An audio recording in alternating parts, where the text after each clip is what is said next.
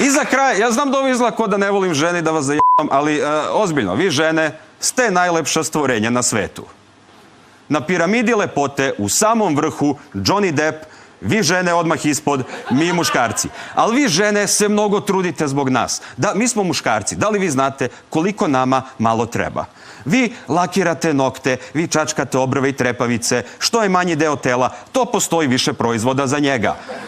Vi idete u štiklama po skadarli i kaldrmi. Vi džogirate, ulazite u haljine u kojima da, izgledate debelo. Ne, nama ne smeta, mi smo muškarci. Znate vi koliko nama malo treba? Dok se vi lickate, pickate, frickate i trickate, u ovom trenutku, negde na planeti Zemlji, neki muškarac jebe ovcu.